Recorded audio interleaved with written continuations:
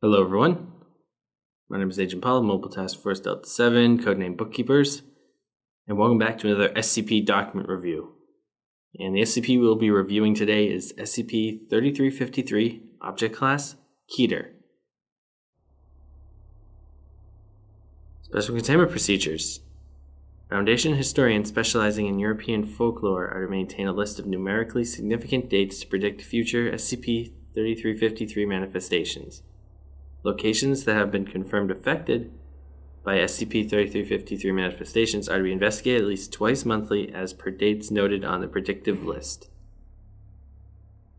Should SCP-3353 manifest during a monitoring session, Foundation agents are to patrol the area and intercept any passerby who approach the location of manifestation too closely. Amnestics may be administered as necessary.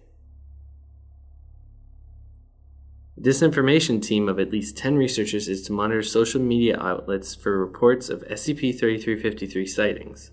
SCP-3353 is to be explained as a low-attention public artistic project involving fairy tale enthusiasts attempting to make people's lives a little more magical.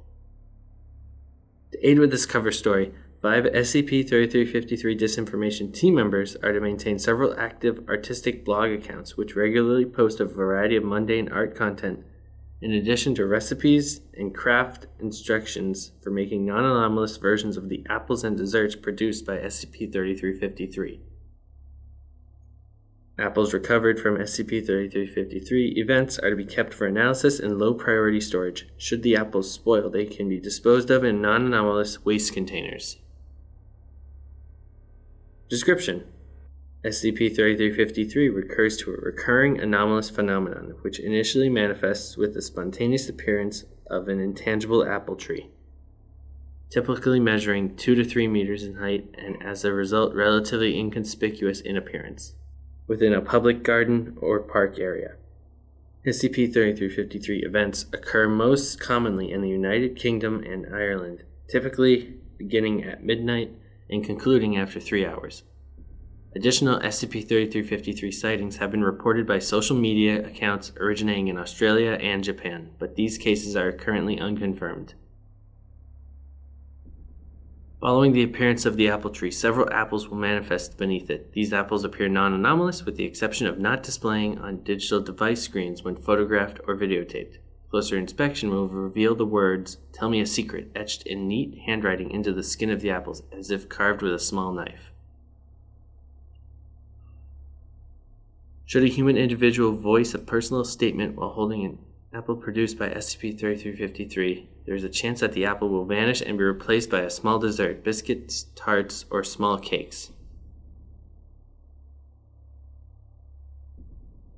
Desserts produced through this effect are universally enjoyed by any individuals who consume them, regardless of existing taste preferences, and appear otherwise non-anomalous. It is further noted that SCP-3353 desserts tend to spoil at a quicker rate than their non-anomalous counterparts. In rare cases, individuals who handle an apple produced by SCP-3353 but attempt to hide it on their person or otherwise refuse to speak to it will grow drowsy, eventually falling into a deep sleep for several hours. This effect seems to result in extreme disorientation upon awakening, but no lasting harm. Apples that were not handled during SCP-3353 manifestation will revert to non-anomalous variants with no etching at the conclusion of the event. At the conclusion of the SCP-3353 manifestation, the apple tree will be replaced with a ring of mushrooms, commonly called a fairy circle, elf circle, or fairy ring in Western Europe. The mushrooms produced are consistently local species and possess no anomalous qualities. Addendum SCP-3353-1. The first recorded case of SCP-3353 manifestation occurred on March 23, 2013, when 2 Foundation personnel patrolling a privately owned park during their routine duties noticed the unusual apple tree associated with the presence of SCP-3353. The personnel approached the tree, noting that both it and the surrounding apples on the ground did not display on the surveillance cameras. After contacting the nearest Foundation site, researcher Dominic Harris, Doctor of Humanities, University of Cambridge, was authorized to further investigate the anomaly. He proceeded to interact with 3 apples, and he has attested to the truthfulness of all recorded statements until the following results were produced. Spoken words are present in italics. Now, you can't see it because I'm reading the document, but you'll be able to tell.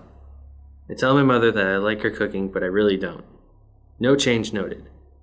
I'm embarrassed by not knowing the difference between vegan and vegetarian, even though my girlfriend is vegetarian.